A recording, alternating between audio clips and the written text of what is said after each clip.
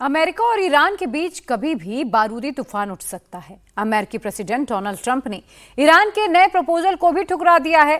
Trump ने खुल्लम खुल्ला धमकी दे दी है कि या तो डील करो नहीं तो अटैक होगा। लेकिन इस बार अमेरिका सबसे खतरनाक हमले की तैयारी कर रहा है, तो दूसरी ओर मुश्तबा के हिजबुल्लाह प्रॉक्सी पर नेतन्याहू ने बारूदी चौकसी बढ़ा दी है। अगले 36 घंटे ईरान पर भारी पड़ने वाले हैं। ये रिपोर्ट देखिए।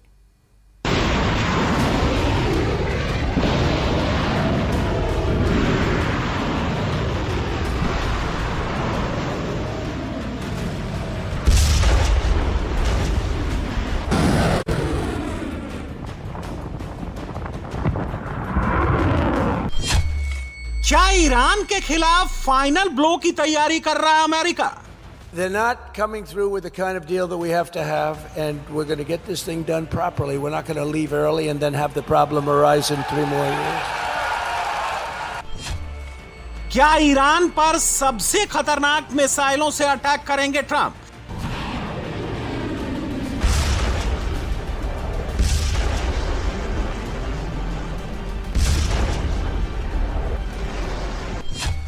क्या तेहरान पर डबल हमले की प्लानिंग हो रही है?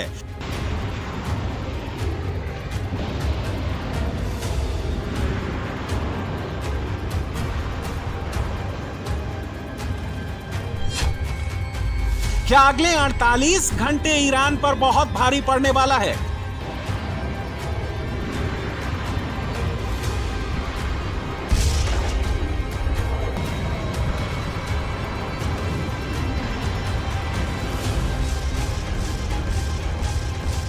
You cannot give Iran a nuclear weapon. It's all I can say. We can. Because they would use it on a place called Israel very quickly, and they would use it in the Middle East. America और Iran के बीच बीते 24 दिनों से बमबारी रुकी हुई है, लेकिन यह सीज फायर कभी भी टूट सकता है। मिडिल ईस्ट में कभी भी दोबारा बारूदी तूफान उठ सकता है। ईरान में किसी भी वक्त भारी तबाही मच सकती है। इसकी सबसे बड़ी वजह है कि दोनों देशों के बीच अब तक की बातचीत बेनतीजा रही है। अमेरिकी राष्ट्रपति ट्रंप ने ईरान के तीसरे प्रस्ताव को भी खारिज कर दिया है। इससे पहले ईरान 26 और 27 अप्रैल को भी अपना प्रस्ताव भेज चुका है, जिसे वो ठुकरा चुके हैं। व्हाइट हाउस के मुताबिक ईरान ने अपने नए प्रस्ताव में परमाणु मुद्दे का जिक्र नहीं किया है। इससे राष्ट्रपति ट्रंप नाराज हैं। राष्ट्रपति ट्रंप ने ईरान के परमाणु प्रोग्राम को पूरी दुनिया के लिए खतरा बताया है। ट्रंप ने चेतावनी दी, वो ईरान को किसी भी हालत में परमाणु हथियार हासिल नहीं करने देंगे। I'm dealing with some quite brutal people right now in the lovely country of Iran. They are very brutal, and I will tell you, we're doing very well. You cannot give Iran a nuclear weapon. It's all I can say. We can. Because they would use it on a place called Israel very quickly, and they would use it in the Middle East, and they'd use it in Europe, and I guess we'd be next, and it's not going to happen. Don't worry about it. We've taken apart. We've taken their air forces non-existent. It's gone. Their navy, they had a very strong navy. They had the strongest navy by far in the Middle East, many times over. They have 159 ships. Every single ship is at the bottom of the sea right now. Iran ने अपने latest proposal में मांग की है, straight of Hormuz को तुरंत खोलना चाहिए। परमाणु मुद्दे पर बाद में बातचीत होगी, जबकि ट्रंप चाहते हैं कि दोनों चीजें एक साथ हों। ट्रंप के मुताबिक ईरान को बातचीत के लिए आने से पहले एनरिच्ड यूरेनियम को सौंपना होगा, जबकि ईरान इसके लिए तैयार नहीं है। ईरान शुरू से ही अपने एनरिच्ड यूरेनियम को अपना संवैधानिक अधिकार बताता है। तेहरान से डिप्लोमेटिक प्रोसेस के दौरान भी राष्ट्रपति ट्रंप पर अपनी शर्तों को थोपने का आरोप लगाया है। گفتگوهای دیپلماتیک این بود که در یک مرحله با همکاری روسیه و چین अमेरिका के साथ हमारी बातचीत कोई सामान्य या पारंपरिक बातचीत नहीं है। ये एक बेहद खूनी बैकग्राउंड वाली बातचीत है। इस समय मैं वॉल ऑफ मिस्ट्रेस की भी बात नहीं कर सकता। सही मायने में ईरान और अमेरिका के बीच संबंधों में विश्वास का मुद्दा भी नहीं है। अमेरिकी पक्ष के साथ समस्या ये है कि उसने हमेशा बातचीत के दौरान और पूरी डिप्लोमेटिक प्रोसेस के दौरान अपनी अधिकतम मांगों को थोपने की उम्मीद की है, जिसे दूसरे पक्ष को उन्हें स्वीकार करने के लिए मजबूर होना पड़ता है। در سازمان بین‌المللی خصوصا کشورهای عضو دائم شورای امنیت روسیه و چین در ارتباط باشیم با منطقه. ببینید منطقه باید بداند که جمهوری اسلامی ایران دشمن اونها نیست.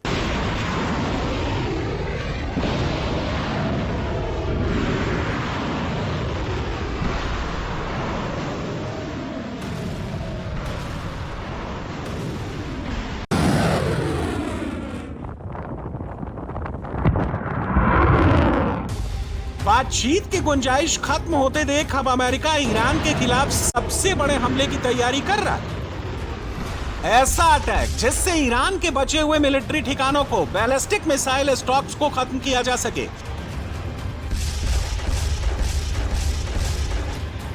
अमेरिका पहली बार ईरान के खिलाफ सबसे खतरनाक डार्क ईगल हाइपरसोनिक मिसाइलें दागने की प्लानिंग कर रहा है।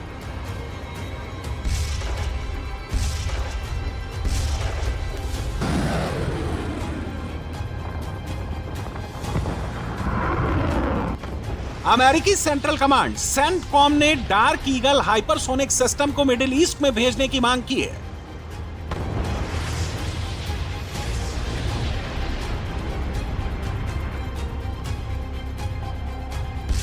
इसका मकसद ईरान के अंदरूनी इलाकों में मौजूद बैलिस्टिक मिसाइल लॉन्चरों को निशाना बनाना है। डार्क ईगल अमेरिकी सेना का लॉन्ग रेंज हाइपरसोनिक मिसाइल है। यह मिसाइल करीब 3200 किलोमीटर दूर तक निशाना साध सकती है। ईरान के बचे हुए बैलिस्टिक मिसाइल लॉन्चरों को निशाना बना सकती है। सामान्य मिसाइलों की तुलना में डार्क ईगल बहुत तेज है। यह साउंड की स्पीड से 5 गुना तेज यानी 6174 किलोमीटर प्रति घंटे की रफ्तार से टारगेट को हिट कर सकती है। इसे मैन्यूवर करके दुश्मन की एयर डिफेंस को चकमा देने के लिए डिजाइन किया गया है। दुश्मन के रडार और एयर डिफेंस सिस्टम इसे आसानी से पकड़ नहीं पाते। ये गहरे बंकरों, पथरीले अंडरग्राउंड फैसिलिटी और मोबाइल लॉन्चरों को टारगेट कर सकता है। ईरान की मिलिट्री पावर को पूरी तरह से खत्म करने के लिए अमेरिका ने खूब बमबारी की।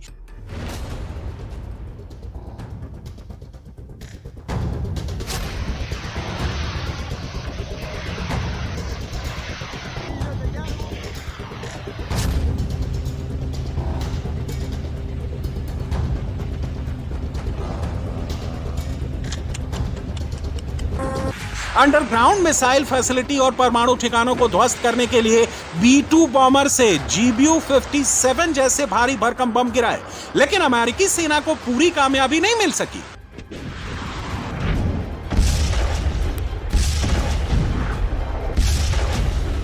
अमेरिकी हमले से बचने के लिए ईरान ने अपने लॉन्चरों को करीब 500 किलोमीटर दूर शिफ्ट कर दिया है। इन्हीं मिसाइल लॉन्चरों को तबाह करने के लिए अमेरिकी सेना लंबी दूरी की हाइपरसोनिक मिसाइलों का इस्तेमाल करना चाहती है।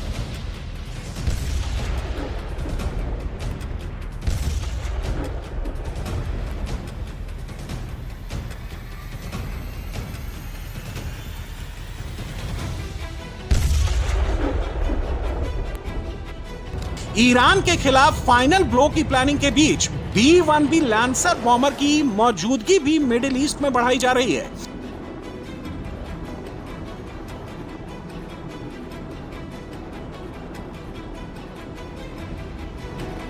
यह विमान भारी मात्रा में हथियार ले जाने में सक्षम है। हाइपरसोनिक वेपन्स भी ले जा सकते हैं।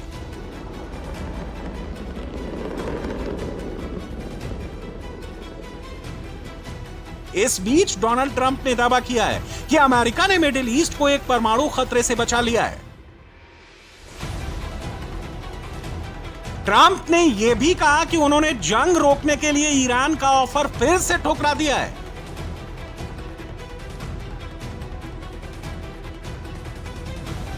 डोनाल्ड ट्रंप ने ईरान के खिलाफ बेहद कड़ा रुख अपनाते हुए 2 सीधे विकल्पों की बात की। ईरान को चेतावनी देते हुए ट्रंप ने कहा कि या तो हमारी शर्तों पर डील करो, नहीं तो महातबाही के लिए तैयार रहो। Their leaders are, frankly, their leaders are gone. The first set is gone. The second set is gone. Khomeini was gone. And they were pretty evil people. Not pretty evil. They were evil. They killed 42,000 protesters. 42,000. And in a period of 2 weeks, they killed 42,000 protesters. But we had to get this done, and we're really doing well. We're just winning. If it were a fight, they'd stop it. If this were a fight, they'd stop it. You know that expression? It's true. But they're not coming through with the kind of deal that we have to have, and we're going to get this thing done properly. We're not going to leave early and then have the problem arise in 3 more years. Iran के खिलाफ आखिरी प्रहार के लिए America double हमले की तैयारी कर रहा है। एक और मिडिल ईस्ट में अमेरिकी फाइटर जेट्स का मूवमेंट तेज हो गया है।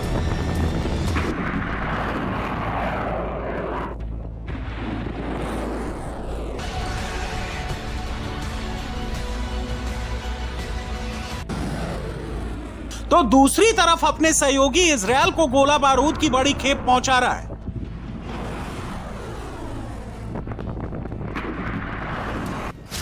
ईरान पर दोबारा हमले की आशंका के बीच 6,500 टन मिलिट्री वेपन से इजरायल पहुंच चुका है। 2 बड़े कार्गो शिप और एयरक्राफ्ट के जरिए यह सामान इजरायल पहुंचाया गया। कार्गो शिप ने अशदोद और हाइफा पोर्ट पर इसे उतारा। फिर सैकड़ों ट्रकों के जरिए अलग अलग सैन्य ठिकानों पर पहुंचाया गया। इजरायल ने भी ईरान पर दोबारा बमबारी के संकेत दिए हैं। इजरायली रक्षा मंत्री ने कहा है कि वो दुश्मनों के खिलाफ हर पल कार्रवाई करने के लिए तैयार हैं। इजरायल के प्रधानमंत्री बेंजामिन नेतन्याहू के कोऑर्डिनेशन से अमेरिकी राष्ट्रपति डोनाल्ड ट्रंप इस अभियान के उद्देश्यों को पूरा करने के लिए प्रयासरत हैं, ताकि ये सुनिश्चित किया जा सके कि ईरान आने वाली पीढ़ियों तक इजरायल, संयुक्त राज्य अमेरिका और फ्री वर्ल्ड के अस्तित्व के लिए खतरा न बने। हम इस प्रयास का समर्थन करते हैं और आवश्यक सहयोग प्रदान करते हैं, लेकिन संभव है कि अपने मकसदों को पूरा करने के लिए हमें जल्द ही फिर से कार्रवाई करनी पड़े। अमेरिका और इजरायल की सैन्य तैयारियों के बीच ईरान भी अलर्ट मोड में है।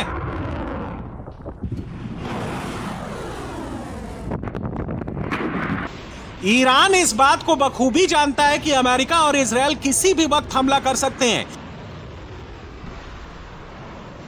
इसके लिए ईरानी सेना ने भी अपनी तैयारियां तेज कर दी हैं।